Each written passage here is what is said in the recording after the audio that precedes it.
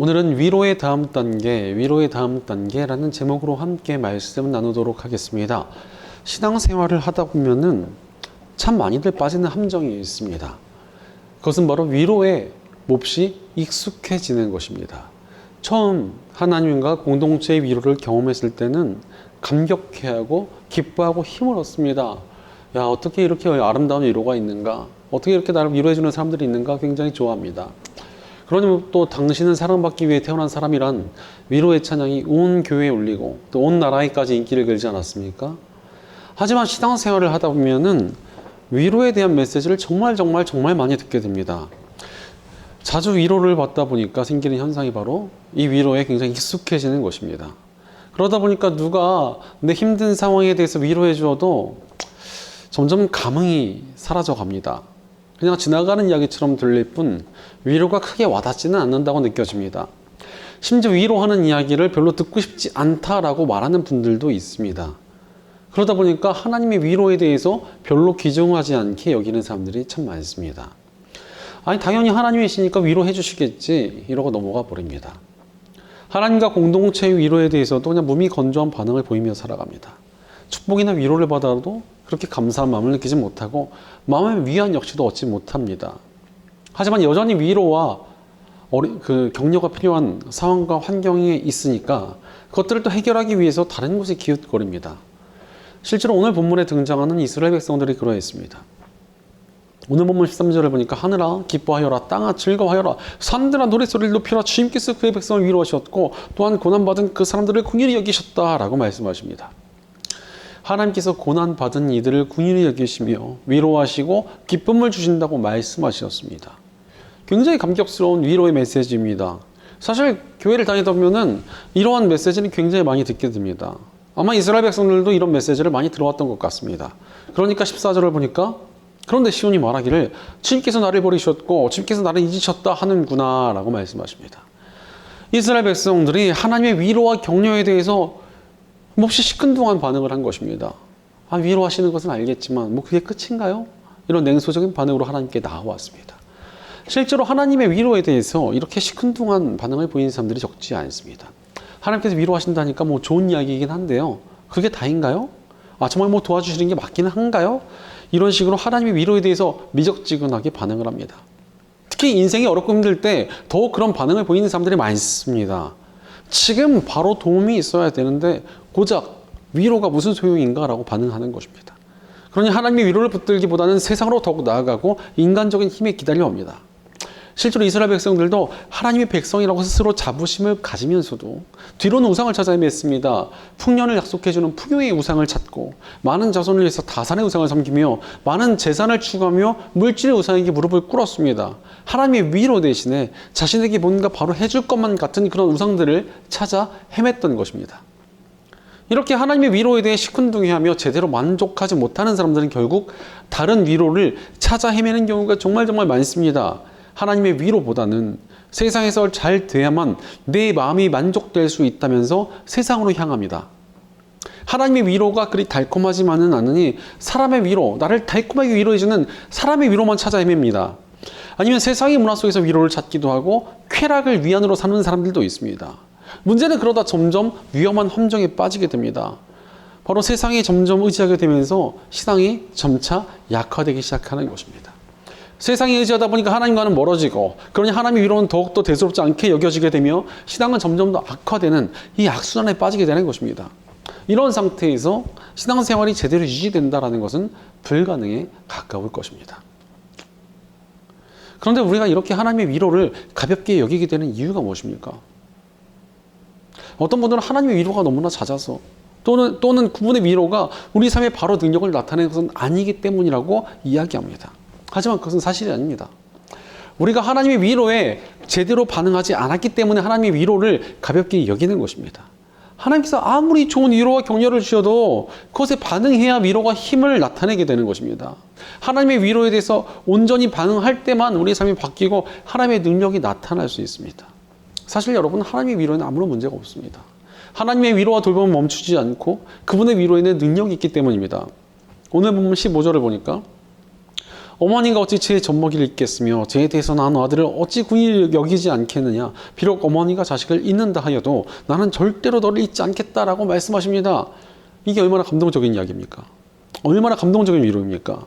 하나님께서 우리를 잊지도 않으셨고 우리를 돌보시기를 포기하신 적도 없으십니다. 하나님께서 우리를 자녀로 삼아주셨기 때문입니다. 물론 인간들 중에는 악한 부모가 있습니다. 자식을 학대하기도 하고 방치하기도 하고 버리기도 합니다. 하지만 우리 하나님께서는 선하신 아버지이십니다. 그러니 하나님께서도 세상의 부모는 자녀를 버려도 하나님께서는 절대로 우리를 버리지 않고 돌보시겠다고 말씀하신 것입니다. 우리 육신의 부모님보다도 더욱 우리를 사랑하며 돌보시는 것이 우리 아버지 하나님이십니다. 이 위로에 온전히 반응해야 우리가 하나님 안에서 변화될 수 있고 하나님의 돌보시는 능력을 풍성히 누리며 살아갈 수 있습니다. 바로 위로를 받아도 위로에 대한 반응이란 다음 단계로 나아가야 위로가 힘을 발휘할 수 있게 된다는 것입니다. 실제로 좋은 부모님이 자녀를 아무리 돌보고 사랑해 주어도 그 자녀가 너무나 반항적이어서 집을 뛰쳐나가 있으면 부모님의 돌봄과 사랑을 어찌 누릴 수 있겠습니까? 나도 자녀답게 부모님 곁에서 사랑을 하고 있어야 부모님의 돌봄과 사랑을 누릴 수 있는 것입니다. 마찬가지로 하나님의 위로와 사랑에 우리도 자녀답게 하나님을 사랑하며 의지하는 반응이 있어야 하나님과 사랑의 유대 관계가 맺어지는 것입니다. 이러한 하나님과의 사랑의 관계를 맺는 이 위로의 다음 단계가 우리를 강하게 하며 하나님의 능력을 누리는 삶으로 살아갈 수 있게 만들어줍니다. 그러니 우리가 어찌 살아가야 되겠습니까? 하나님의 위로에 제대로 반응해야 합니다. 그래야 우리의 삶과 신앙이 하나님의 손길 안에서 완전히 달라질 수 있습니다. 그렇다면 우리가 하나님의 위로에 대해 어떻게 온전히 반응해야겠습니까? 두 가지로 함께 살펴보겠습니다. 첫째로 늘 하나님을 기억하며 반응해야 합니다. 하나님께서 우리의 삶에 가장 좋은 위로를 주실 수 있는 분이십니다. 그 이유가 무엇입니까? 오늘 본문 16절을 보면 보아라 예루살렘아 내가 네 이름을 내 손바닥에 새겼고 네 성벽을 늘 지켜보고 있다라고 말씀하십니다. 우리의 이름을 손바닥에 새겨두셨다는 것은 언제든 꺼내서 볼 수 있도록 우리를 가까이 하고 계신다는 의미지 않습니까? 하나님의 사랑이 그럽니다. 하나님께서 우리 곁에 계십니다. 우리가 신학적으로 하나님의 속성에 대해서 무소부재하시다라는 표현을 씁니다. 이는 하나님께서 계시지 않은 것이 없고 모든 피조물에 하나님의 섭리와 영향력이 다 미치고 있다는 뜻입니다. 하나님께서 모든 것을 하시고 어디든 계십니다. 즉 우리 아픔과 상황을 가장 자세히 알고 계신다는 것입니다. 게다가 하나님의 아들 예수 그리스도께서는 인간의 몸으로 이 땅에 오셨습니다. 우리 아픔과 고통을 다 알아주시고 곁에 있어 주시려고 이 땅에 오신 것입니다. 심지어 하나님의 영이신 성령 하나님께서는 아예 우리 안에 오셔서 우리와 함께 하십니다. 필리 얀시라는 기독교 작가가 고통의 문제에 대해서 굉장히 많은 관심을 가지고 다루었습니다. 이 사람이 살펴보니까 많은 사람들이 아니 내가 고통당할 때 하나님께서 대체 어디 계신가? 라는 질문을 가진다는 것을 깨달았습니다. 그래서 여러 사람을 만나보고 신앙에 대해서 연구하다가 해답을 내놓았습니다. 바로 하나님께서는 우리가 고통당할 때 우리 곁에서 함께 고통을 나누고 계신다는 것입니다. 세상에 이런 위로가 어디 있습니까? 친구가 위로를 해줘도요 솔직히 말뿐입니다. 여유 있는 친구라면 그나마 맛있는 밥이나 한 끼 사주고 끝입니다. 부모님이 위로를 해주셔도 그냥 같이 속상해 주시고 잔소리 조금 하시는 것 이외에 해주시는 게 별로 없습니다. 하지만 하나님의 위로는 세상의 위로와 다릅니다. 온 우주를 다스리시는 하나님께서 우리를 기억하시며 함께 고통을 나누시고 심지어 우리 삶에서 하나님의 능력을 나타내시며 돌보십니다. 하나님께서 우리를 손바닥에 새기셨다는 게 무슨 의미입니까? 언제든 하나님의 손으로 우리를 도우시겠다는 것입니다. 이미 함께 계시는 하나님께서는 하나님의 때에 하나님의 손으로 우리를 도우십니다. 그러니 우리가 어찌 살아야 되겠습니까? 우리 곁에 계시며 우리를 위로하시는 하나님께 제대로 반응해야 합니다. 그럼에도 불구하고 많은 크리스천들이 우리와 함께 하시는 하나님의 위로를 잘 모르겠다고도 하고 잘 느껴지지 않는다고도 말합니다. 한마디로 큰 감흥이 없다 이렇게 이야기하는 사람들이 적지 않습니다. 왜 그렇습니까? 이유가 있습니다. 하나님을 제대로 바라보고 있지 않아서 그렇습니다. 예전에 제가 길을 가는데 누가 갑자기 저를 불러서 아는 척을 했습니다. 도저히 모르는 사람이었는데 대화를 좀 해보니까 제 대학 후배였습니다. 심지어 같은 동아리 후배인데다가 같이 수업까지 들었던 것도 알게 되었습니다. 그런데 저는 그 후배를 전혀 기억을 하지 못했었습니다. 왜 그랬겠습니까? 그때 당시 제가 대학원 준비 때문에 너무나 바빠서 다른 일에 관심이 전혀 없었기 때문이었습니다. 제대로 바라보질 않으니까 같은 동아리, 같은 수업, 또 같이 밥도 먹고 이래도 기억에 남질 않았던 것입니다. 사실 가치 있는 것보다도 더 중요한 게 있다면 관심입니다. 하나님께서 아무리 우리 곁에 계시고 하늘에 위로를 주셔도요 우리가 관심이 없으면 그 위로를 제대로 맛보기가 어렵습니다. 그러니 우리는 하나님께 우리의 시선을 돌려야 합니다. 하나님을 바라보고 하나님께 집중하며 반응해야 합니다. 바로 우리에게 마음을 다하시는 하나님께 우리도 마음을 다해야 하나님의 위로가 진정으로 느껴지는 것 아니겠습니까? 실제로 하나님께서 우리에게 주신 최고의 위로가 무엇입니까? 십자가의 복음입니다. 하나님께서 우리에게 지극한 사랑의 위로를 주셨습니다. 죄와 사망의 저주 아래 있던 우리를 구하시기 위해 하나님께서는 하나뿐인 아들의 목숨을 주시며 우리를 구하셨습니다. 십자가의 복음을 통해 구원받은 우리에게는 엄청난 소망이 생깁니다.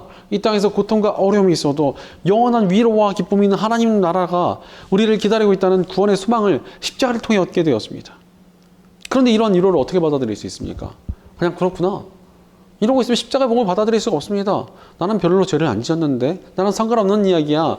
제 얘기지 내 얘기는 아니야. 이러고 있으면 구원을 얻을 수가 없습니다. 내가 죄입니다. 오직 예수님의 십자가로 나를 구원하소서. 예수님을 나의 구원자이자 주님을 모시겠습니다. 라고 반응하는 사람만이 구원을 얻고 하나님 나라의 백성이 될 수 있는 것 아니겠습니까? 십자가의 복음에 합당한 반응을 해야 인간이 구원을 얻을 수 있습니다. 마찬가지로 하나님의 위로에 합당한 반응을 해야 하나님께 주신 선한 위로를 제대로 누릴 수 있는 것 아니겠습니까? 그러니 우리는 우리를 늘 지켜보시고 위로하시는 하나님께 온전히 반응해야 합니다. 그렇다면 우리를 돌보시는 하나님께 우리가 어떻게 반응해야 되겠습니까? 오늘 본문을 보니까 하나님께서 우리를 손바닥에 새기셨다고 말씀하시지 않습니까? 아버지 하나님께서 우리를 그렇게 늘 기억하시듯 자녀된 우리도 그렇게 하면 됩니다. 실제로 유대인들은 테필린이라는 가죽으로 된 작은 상자에 말씀을 집어넣고 팔이나 미간에 묶어서 착용하는 장식을 달고 다닙니다. 신명기 6장 8절에 말씀을 손목과 이마에 붙여서 항상 기억하라고 하신 말씀을 지키기 위해서 말씀 상자를 장식으로 이용하는 것입니다. 물론 신명기 말씀은 문자적으로 그렇게 말씀을 붙이고 다니라는 의미보다는 늘 머릿속과 행동에서 하나님의 말씀을 기억하라고 하신 의미에 가깝습니다. 즉 하나님의 말씀을 늘 기억하고 살라고 하신 것입니다. 이렇게 하나님의 말씀을 늘 기억하라고 하신 이유가 무엇입니까? 늘 하나님의 말씀을 기억하고 살아야 우리가 흔들리지 않기 때문에 그렇습니다. 고난과 어려움 속에서 말씀을 붙들고 살아가는 사람들은 흔들리지 않습니다. 하나님의 말씀이 그의 영혼과 삶을 단단히 지키시기 때문입니다. 실제로 예수께서 이 땅에 오셔서 사역하실 때 완벽한 삶의 본을 보여주셨습니다. 그것은 예수님의 모든 사역과 삶이 다 하나님의 말씀에 기반을 두고 있었기 때문입니다. 즉 늘 하나님을 기억하며 살아가니까 흔들림 없는 삶을 살아가시는 본을 보여주실 수가 있으셨던 것입니다.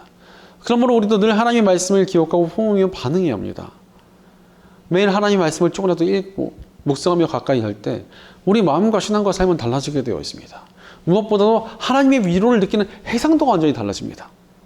예를 들어서 어떤 예술작품을 감상할 때 배경 지식이 있거나 그 예술에 대해서 죄가 깊은 만큼 많은 것을 느끼고 더 크게 감동을 받을 수가 있습니다. 제가 한 초등학생 때 클래식 콘서트를 간 적이 있었는데 정말 너무너무 지루했습니다. 아는 음악도 하나도 없고 아무것도 모르니까 뭐 몇몇 멜로디는 좋게 보이긴 했으나 전반적으로 따분하고 지루하게 느껴졌습니다. 그래서 거의 몸을 비틀면서 몇 시간 앉아 있었던 기억이 있었습니다. 하지만 나중에 음악에 대해서 많이 알게 되고 특히 결혼 이후에 아내랑 같이 클래식 음악을 다룬 드라마를 같이 보게 되었습니다. 거기에 또 배경 설명도 굉장히 많이 나와가지고 나중에는 클래식 음악을 종종 찾아서 듣게 되고 들으면서도 감동을 받게 되었습니다. 아는 만큼 더 깊이 느껴지는 것입니다.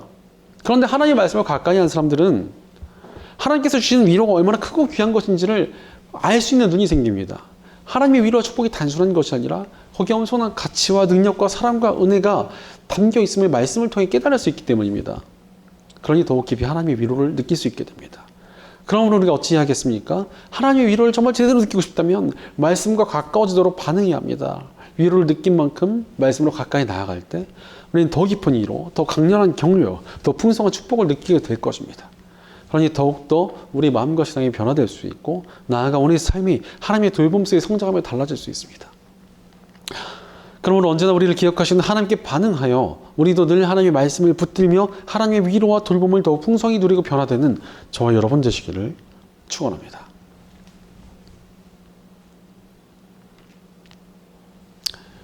둘째로 하나님의 소망을 품으며 반응해야 합니다.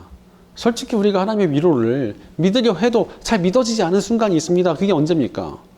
하나님께서 나를 도와주셔야 되고 이제는 역사하셔야 될 것 같은데 내가 정말 무너질 것 같은데 나를 도와주지 않는다고 느껴지면 하나님의 위로가 잘 믿어지지가 않습니다. 정말 하나님께서 나를 도우시는 게 맞는가 하며 의심했던 이스라엘 백성들처럼 우리 마음이 의심과 불신으로 가득 차버립니다. 심지어 말뿐인 위로가 대체 무슨 필요냐라고 느껴질 때도 있습니다.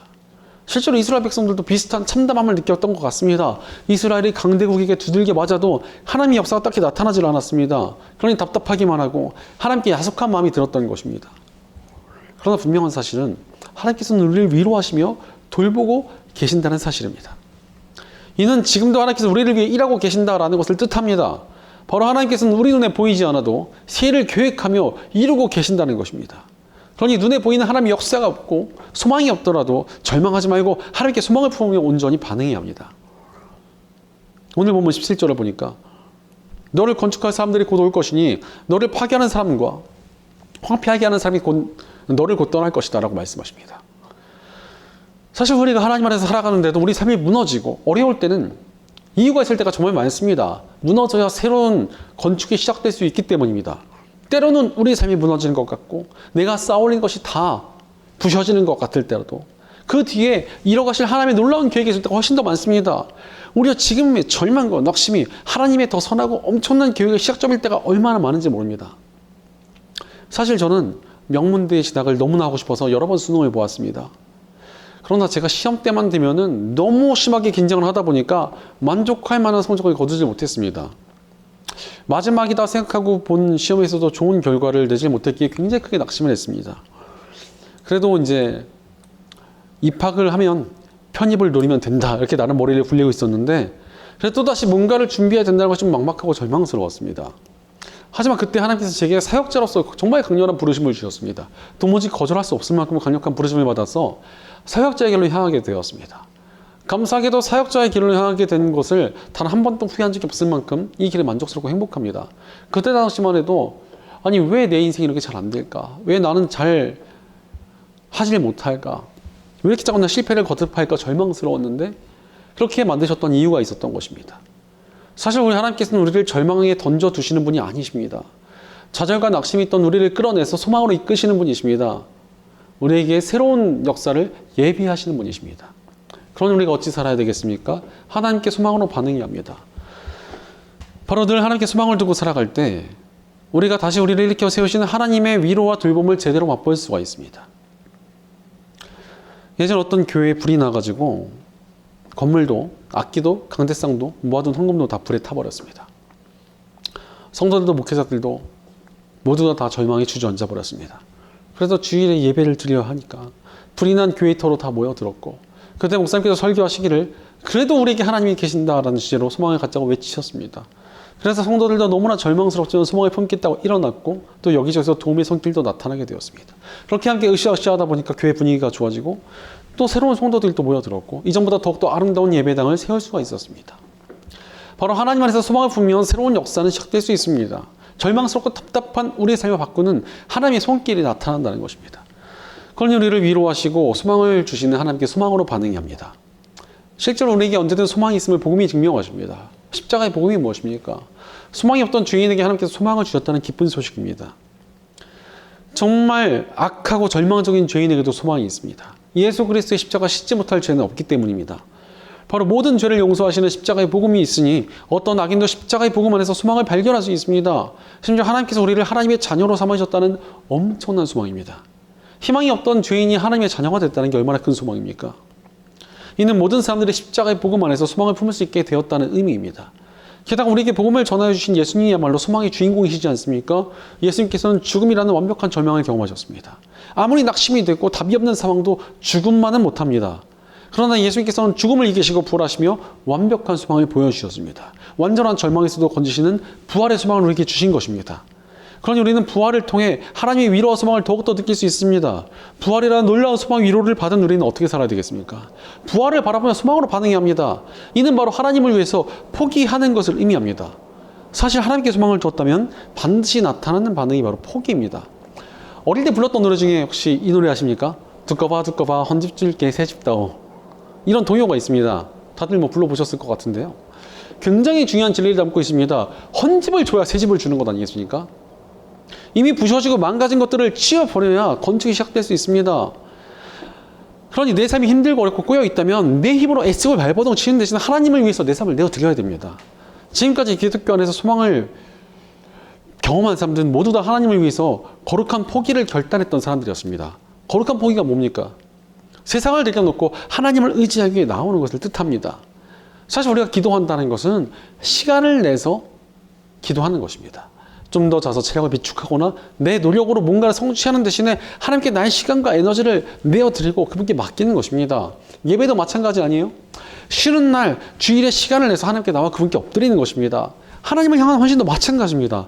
하나님께서 이뤄가실 일을 믿으니까 잠시 세상에서 사용할 노력과 에너지를 다 내려놓고 하나님을 위해 살아가는 것 아니겠습니까?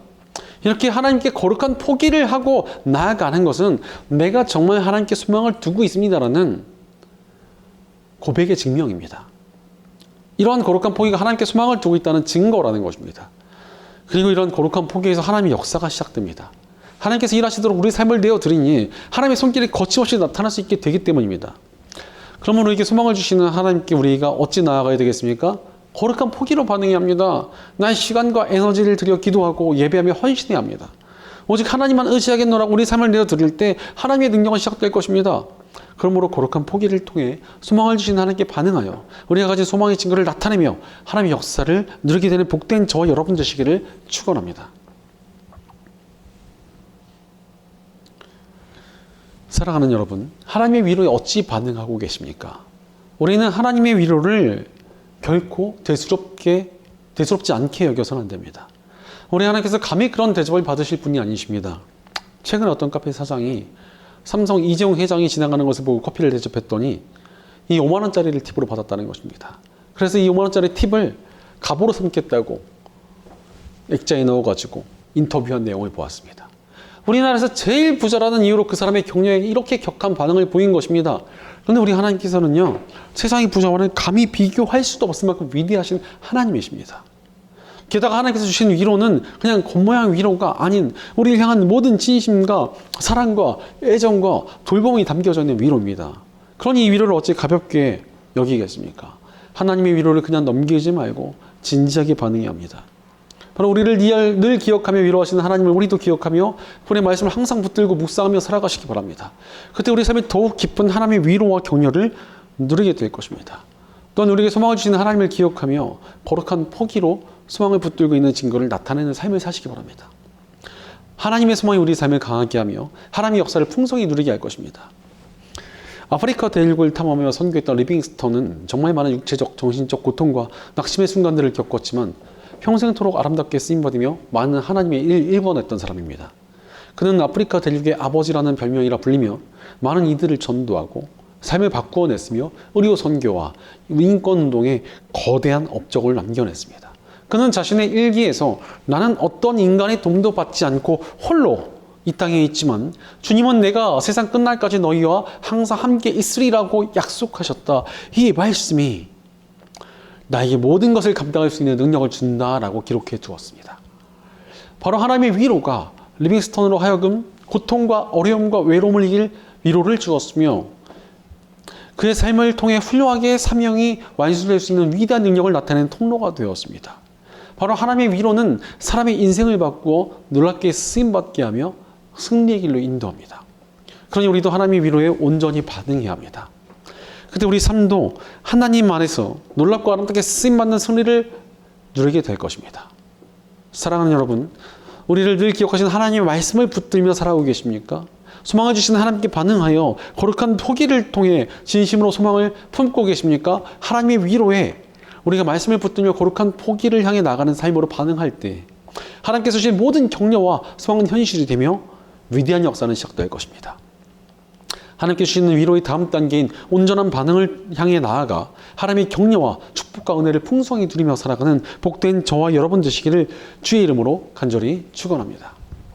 기도하겠습니다. 언제나 우리를 돌보시고 위로를 주시는 좋으신 아버지 하나님, 감사와 찬양을 드립니다.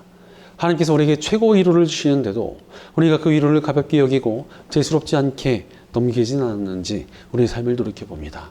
그러나 이제 우리가 하나님의 위로를 진지하게 받아들이며 온전히 반응하기 원합니다. 위로를 듣고 끝나는 것이 아니라 위로의 다음 단계인 온전한 반응으로 나아가 하나님과 더욱 굳건한 사랑의 관계를 맺게 하여 주시옵소서. 우리를 늘 기억하신 하나님의 사랑을 기억하며 저희도 늘 말씀을 품고 살아가며 말씀의 능력으로 세워지게 하여 주시옵소서. 우리에게 소망을 주신 하나님을 바라보며 소망을 위해 거룩한 포기로 나아가 하나님을 더욱 굳게 의지하는 저희가 되게 하여 주시옵소서. 우리 공동체 가운데 함께 해주셔서 저희가 함께 하나님의 위로에 반응하며 서로를 위로하며 더욱 믿음으로 굳건히 서는 위로와 격려의 공동체가 되게 하여 주시옵소서. 늘 저희와 함께 하시며 위로로 저희를 세워가시는 우리 주 예수 그리스도의 이름으로 기도드리옵나이다. 아멘.